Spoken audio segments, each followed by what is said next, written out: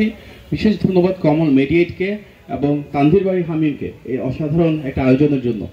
আজকে আমরা যে মেডিকেল ক্যাম্প দেখছি, মূলত গণ অভ্যুত্থানের আকাঙ্ক্ষা ছিল কি, এমন একটা বাংলাদেশ যেখানে সবাই সবার পাশে দাঁড়াবে, দল মত ধর্ম বর্ণের ঊর্ধ্বে একটা পারস্পরিক সৌহার্দ্য থাকবে, সম্প্রীতি থাকবে। এই একটি বহিঃপ্রকাশ। তার জন্য আমি হামিমকে আন্তরিকভাবে ধন্যবাদ জানাচ্ছি। এবং কমল মেডিয়েটের যে কার্যক্রম আমরা দেখলাম, আমি এখানে কাগজে দেখছিলাম, এটা খুবই ভালো। একটা বহুমুখী কার্যক্রমে সম্পৃক্ত থাকবে। দেশের প্রধান বিদ্যাপীঠে যে শিক্ষার্থীরা আসবেন, স্বাভাবিকভাবে শিক্ষা গ্রহণের পাশাপাশি ওনারা জনসেবায় সম্পৃক্ত হবেন। যে কমিউনিটিতে ওনারা বিলং করেন, স্টুডেন্টস রয়েছেন, টিচার্স রয়েছেন, সেখানকার জন্য বিভিন্ন ধরনের ভলান্টারি কাজ করবেন। সুতরাং এই ধরনের স্বেচ্ছাসেবক যে সংগঠন রয়েছে, তার জন্য রাষ্ট্রীয় পর্যায়ে এবং প্রাতিষ্ঠানিকভাবে বিশ্ববিদ্যালয় থেকেও আরও বেশি প্রণোদনা বা পৃষ্ঠপোষকতা আসবে, সেটাই স্বাভাবিক। আজকে ঢাকা বিশ্ববিদ্যালয়ে এসেছি যখন, তখন বলতেই হয় বাংলাদেশের ইতিহাসে, বাংলাদেশের ঐতিহ্যে এই বিশ্ববিদ্যালয়ে কিন্তু অনেক বড় একটা ভূমিকা রয়েছে। আমাদের যে সত্তা, গণতন্ত্র, স্বাধীনতা, সার্বভৌমত্ব, খুব ভারী ভারী শব্দ, কিন্তু এই শব্দগুলো বাস্তবায়নের মাধ্যমে আজকে যে বাংলাদেশে আমরা আছি, সেখানে এই বিশ্ববিদ্যালয়ের ভূমিকা অপরিসীম। সুতরাং এখান থেকে যখন কোনো একটা উদ্যোগ নেওয়া হয়, সেই উদ্যোগ এই বিশ্ববিদ্যালয়ের বাউন্ডারি ছাড়িয়ে সারা বাংলাদেশে ছড়িয়ে পড়ে। এখান থেকে যখন একটা বড় সিদ্ধান্ত নেওয়া হয়, সেটি সারা বাংলাদেশে প্রতিধ্বনিত হয়, অন্যান্য অনেক কলেজ বিশ্ববিদ্যালয়ের ক্যাম্পাসে সেটিকে অনুসরণ করা হয়। সুতরাং আজকে আমরা যেখানে কমল মেডিয়েটের উদ্যোগ দেখছি ধারাবাহিকভাবে গত 1 বছর ধরে, এটি ইনশাল্লাহ শুধু ঢাকায় না, সারা বাংলাদেশ জুড়ে অন্যান্য যেসব স্টুডেন্টস রয়েছে, যেসব ভলান্টিয়ার অর্গানাইজেশনস রয়েছে, ওনারাও আরও বেশিভাবে এগুলোকে ছড়িয়ে দেবেন সারা বাংলাদেশে। এটি আমাদের প্রত্যাশা। আমি স্বাভাবিকভাবে একটি রাজনৈতিক দলের সাথে যুক্ত আছি। সে বিএনপির কিছু পলিসি না বললেই নয়, সেই সুযোগ যেহেতু পেয়েছি, আমি আপনাদের অনুরোধ ক্রমে সেটা বলতে চাই। দেখুন, বিএনপি কিন্তু বাংলাদেশে এমন একটা বাংলাদেশ প্রতিষ্ঠা করতে চায় যেখানে জনগণের ক্ষমতায়ন হবে। কিভাবে? রাজনৈতিক ক্ষেত্রে বলছি না, শুধু পলিসিগত ক্ষেত্রে। আজকে আমরা মেডিকেল ক্যাম্পের কথা বলছি, তাহলে কেমন বাংলাদেশ আমরা চাই স্বাস্থ্য খাতের জন্য? এমন একটা বাংলাদেশ যেখানে যে কোনো মানুষের চিকিৎসার জন্য সরাসরি ঢাকায় ছুটে আসতে হবে না। এই ঢাকা বিশ্ববিদ্যালয়ে অনেক শিক্ষার্থী রয়েছেন, তাদের বাড়িতে যখন আত্মীয় স্বজন, বাবা মা অসুস্থ হন, দেখা যায় সরাসরি সে প্রত্যন্ত অঞ্চল থেকে ঢাকায় ছুটে আসতে চাচ্ছে।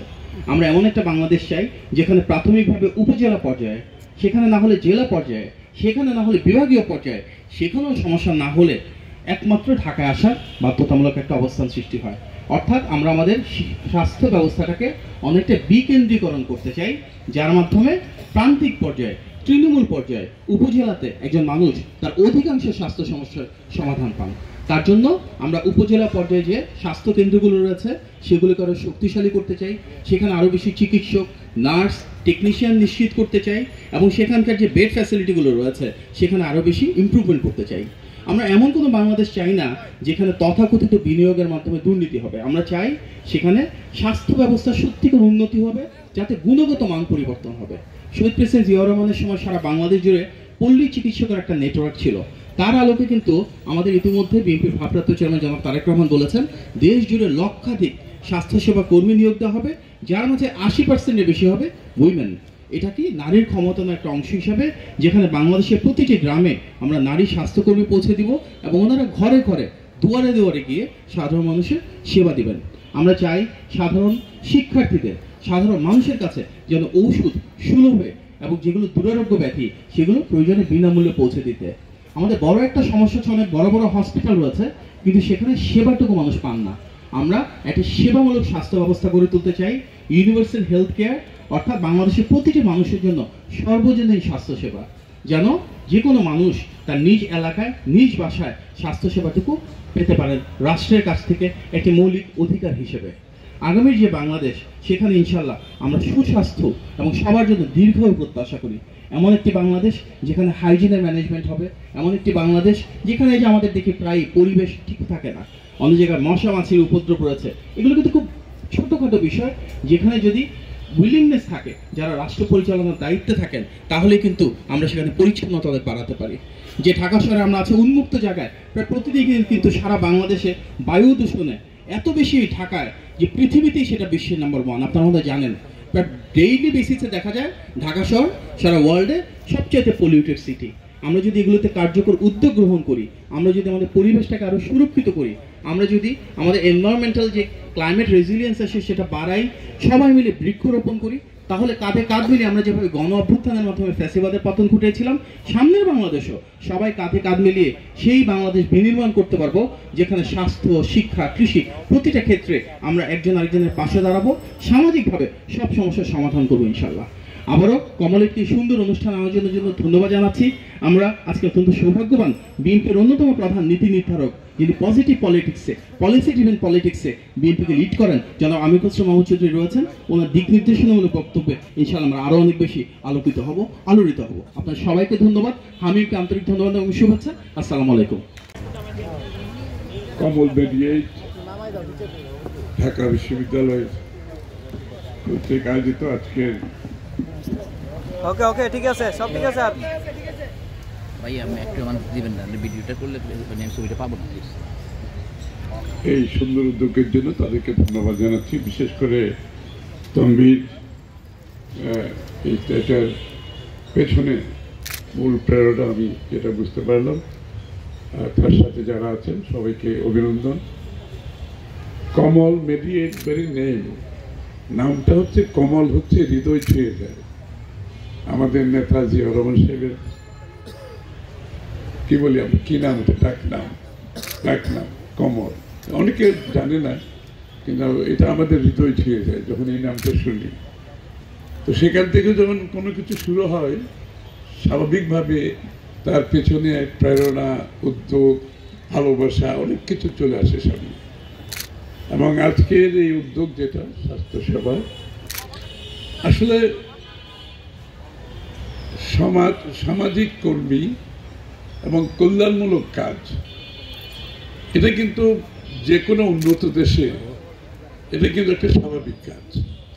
এবং প্রত্যেকটি প্রতিষ্ঠানে আপনি দেখবেন, বিদেশে ইউনিভার্সিটি, কলেজ, স্কুল, সব জায়গায় এটা কিন্তু একটা স্বাভাবিক কাজ।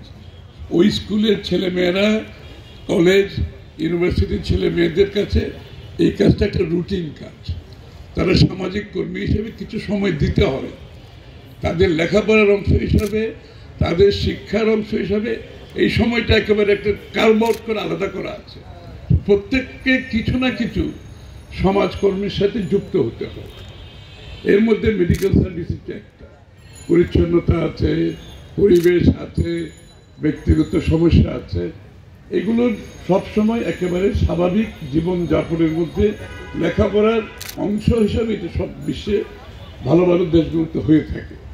তো আমি আনন্দিত, এখানে যদিও বা সেইভাবে প্রাতিষ্ঠানিকভাবে ঢাকা ইউনিভার্সিটিতে এখন কিছু হয়নি, অন্তত যারা এটার উদ্যোগ নিয়ে সামাজিক একটা কল্যাণমূলক দিক এখানে নিয়ে আসছে, তাদেরকে আমি অভিনন্দন জানাই, ধন্যবাদ জানাই। ঢাকা ইউনিভার্সিটিতে এটা তো বাংলাদেশের সবচেয়ে বড় বিদ্যাপীঠ। আসলে এক্সাম্পল তো এখান থেকে হতে হবে। এরা যে এক্সাম্পলটা সেট করবে, এটা সারা বাংলাদেশের শিক্ষা প্রতিষ্ঠানগুলো ফলো করবে। সুতরাং আমি একটু অবাক হয়েছি, ঢাকা ইউনিভার্সিটিতে কোনো ফার্মেসি নেই। এত বড় একটা ইউনিভার্সিটি, এত বড়, এতগুলো ছাত্রছাত্রী, শিক্ষক, শিক্ষার্থী, এখানে একটা ফার্মেসি থাকবে না, এটা অবিশ্বাস্য একটা বিষয়। মানে এর অর্থ এটাই যে আমাদের স্বাস্থ্যসেবার প্রতি আমরা কতটুকু অসচেতন। স্বাস্থ্যসেবা একটি নাগরিকের, স্বাস্থ্য, শিক্ষা, এগুলো হচ্ছে একটা নাগরিকের প্রাথমিক অধিকার, একদম প্রাথমিক অধিকার। এই জায়গাটা আমরা ভুল করতেছি, যে আমাদের প্রাথমিক অধিকারগুলো ভুলে গিয়ে আমরা বিনিয়োগের জায়গাগুলো বেছে নিয়েছি। অনেকটা ওয়েস্টেজ, দুর্নীতির মাধ্যমে বাংলাদেশের মানুষের ট্যাক্সের টাকা নষ্ট করছি আমরা। এই জন্য আমাদের নতুন যে বাংলাদেশের আকাঙ্ক্ষা, আগামীর বাংলাদেশের যে চিন্তা, সেখানে আমাদের কোথায় বিনিয়োগ করব, আমাদের অর্থনৈতিক মডেলটা কে হবে, আমাদের প্রত্যেকটা বিনিয়োগ এটা সঠিকভাবে হচ্ছে কিনা, এটার ভ্যালু আছে কিনা, এই বিনিয়োগের রিটার্ন আছে কিনা, এই বিনিয়োগের জনগণের উপকার হচ্ছে কিনা, এই বিনিয়োগ আমার স্বাস্থ্যসেবা, শিক্ষা নিশ্চিত করছে কিনা, এই বিনিয়োগ পরিবেশ রক্ষা করছে কিনা, এই ক্রাইটেরিয়াগুলো বাংলাদেশে যদি আমাদের সুযোগ থাকে দেশ পরিচালনার, আমরা সিদ্ধান্ত নিয়েছি এই বক্সগুলো ঠিক করতে হবে। যে কোনো বিনিয়োগ করা হবে, এই বক্সগুলো আমরা ঠিক করতে হবে, এই সব বক্স ঠিক করার পরে যদি আমরা দেখি প্রত্যেকটা বক্সের ঠিক করা হয়েছে, সেখানে বিনিয়োগ করবো। অর্থাৎ বাংলাদেশের জনগণের ট্যাক্স পেয়ারের টাকা যথার্থভাবে আমাদেরকে বিনিয়োগ করতে হবে। এটা হচ্ছে একটা দিক। একটা হচ্ছে ঢাকা ইউনিভার্সিটি যে স্বাস্থ্যসেবার মধ্যে অনেকগুলো দিক আছে। আমি জানি না এখানে আপনাদের মাদক সাথে জড়িত কোনো সমস্যা আছে কিনা ঢাকা ইউনিভার্সিটি, এবং থাকলে কত বড় সমস্যা, এই বিষয়টা নিশ্চিত করা দরকার। কারণ মাদক, আমি দেখেছি বিশ্বের বড় বড় ইউনিভার্সিটিতে মাদকের সমস্যা আছে। একেবারে হার্ভার্ড, কেমব্রিজ থেকে শুরু করে সব জায়গায় কম বেশি মাদকের সমস্যা আছে। শিক্ষা একদিকে অনেক উঁচুতে, আবার মাদকের সমস্যা আছে। যদি ঢাকা ইউনিভার্সিটিতে না থাকে তো ভালো, যদি থাকে এটা মাদকের সমস্যা আছে, এটা বিশাল ব্যাপার। মানে আমি তো মনে করি এটার জন্য কৃতিত্ব দিতে হবে ঢাকা ইউনিভার্সিটিকে, যে ঢাকা ইউনিভার্সিটিতে মাদকের সমস্যা নেই। বিশ্বের বড় বড় ইউনিভার্সিটিগুলোতে মাদিত পড়েছে, যে কেমব্রিজ, অক্সফোর্ড, যেখানেই গেছি আমি, মাদকের সমস্যা সব জায়গায় আছে। এবার আমার ছেলে মেয়েগুলো বাইরে পড়েছে, আমি তো দেখেছি ওদের সাথে যাদের বন্ধু অনেক সমস্যা। এটা ঢাকা ইউনিভার্সিটির জন্য বিশাল একটা পাওনা আমি মনে করি। তার জন্য তাদেরকে কৃতিত্ব অবশ্যই দিতে হয়। তবে একটা জিনিস মাদি কিছু কভার করেছে, যে স্বাস্থ্য সেবা এটা হচ্ছে নাগরিকের প্রাথমিক অধিকার, শিক্ষা সহ। এই জন্য আমরা স্বাস্থ্যসেবা যে প্রোগ্রামগুলো নিয়েছি সবগুলো বলেছে, এখানে হচ্ছে preventive health care is very important. যে প্রতিরোধমূলক স্বাস্থ্যসেবা দিয়ে আমাকে শুরু করতে হবে, যাতে আমার স্বাস্থ্যের সমস্যা না হয়, সেই কাজগুলো কিন্তু আমাদেরকে প্রাথমিকভাবে দেখতে হবে। এবং সেই জন্য প্রিভেন্টিভ হেলথ কেয়ারের জন্য যে মেজারগুলো, সেটা ঢাকা ইউনিভার্সিটি নেওয়া উচিত এখান থেকে। এবং সরকার হিসাবে আমাদেরও পরিকল্পনা আগামী দিনে, আমাদের স্বাস্থ্যসেবার কথা যখন আমরা বলছি, আমাদের প্রথম উদ্যোগ হবে প্রতিরোধমূলক স্বাস্থ্যসেবা, প্রিভেন্টিভ হেলথ কেয়ার। এরপরে দ্বিতীয় পদক্ষেপ যেটা হচ্ছে প্রাইমারি হেলথ কেয়ার। তারপরেও যদি মানুষ প্রাথমিকভাবে যে স্বাস্থ্যসেবায় কারো যদি সমস্যা হয়, তার জন্য আমরা বিনামূল্যে প্রাথমিক স্বাস্থ্যসেবার প্রতিজ্ঞা করেছি জাতির কাছে, বিনামূল্যে প্রত্যেকটি নাগরিকের জন্য।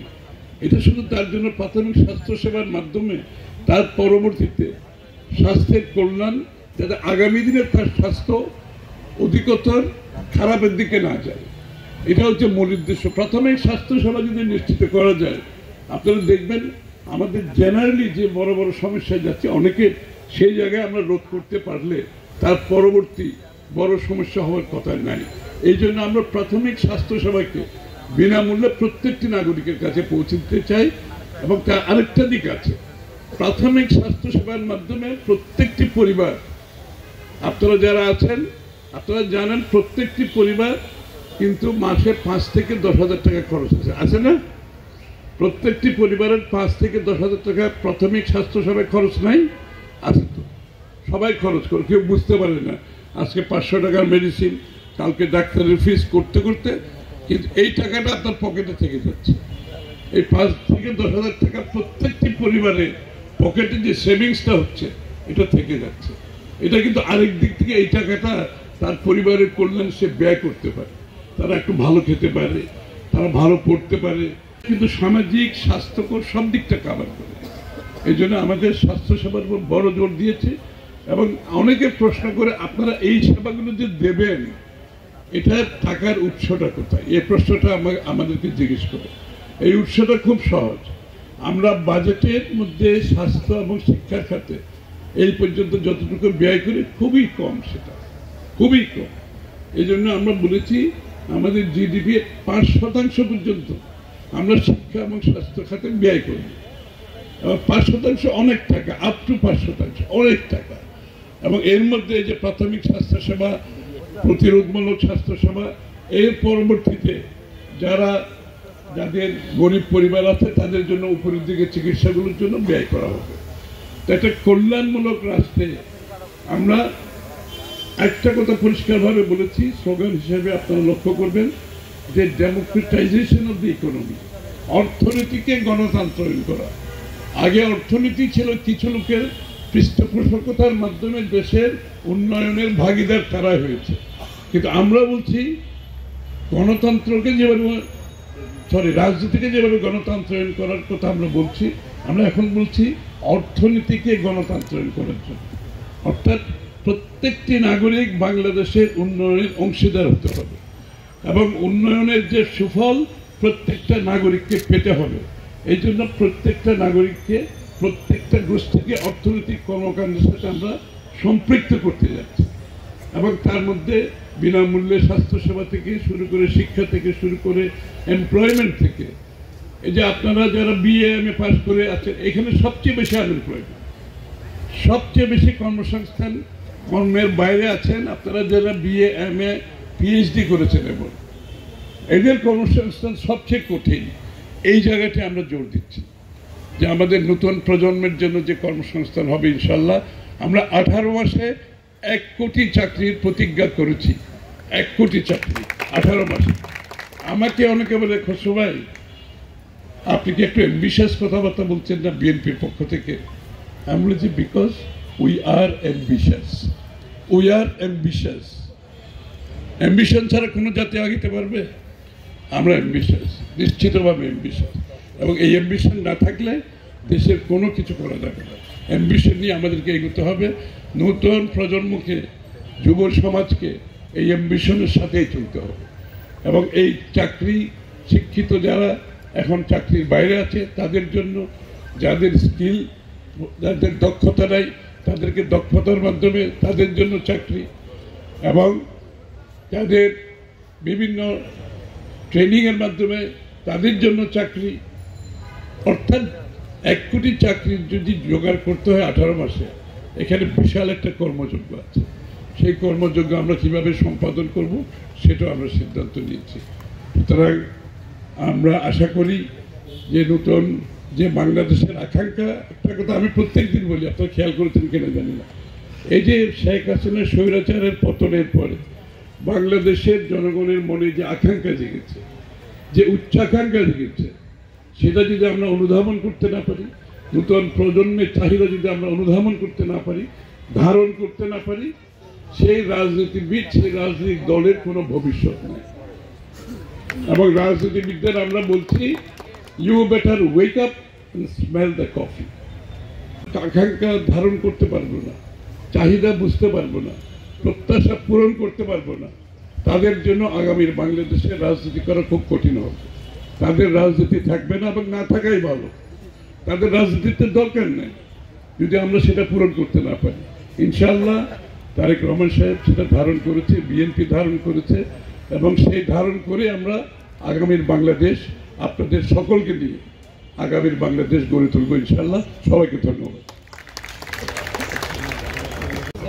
সামনে থেকে মোবাইল আসছে না।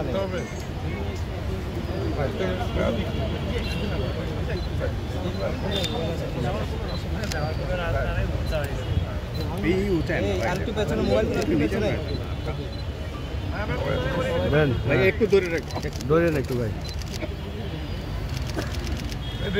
না একটু দাঁড়ান,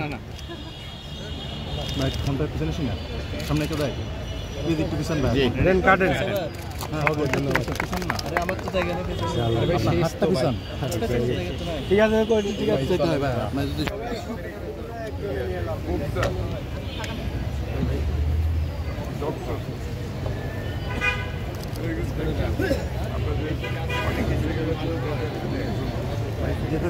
আপনারা একটু সাইড দিয়ে, আসতে সবাই ভিডিও থাকে।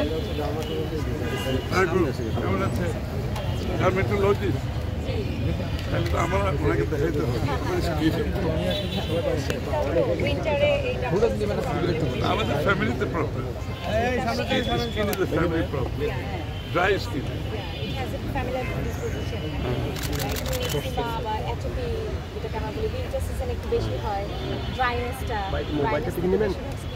একজিমা হয়।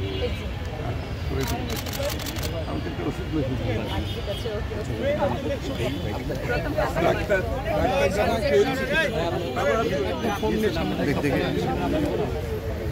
আপনার পাশে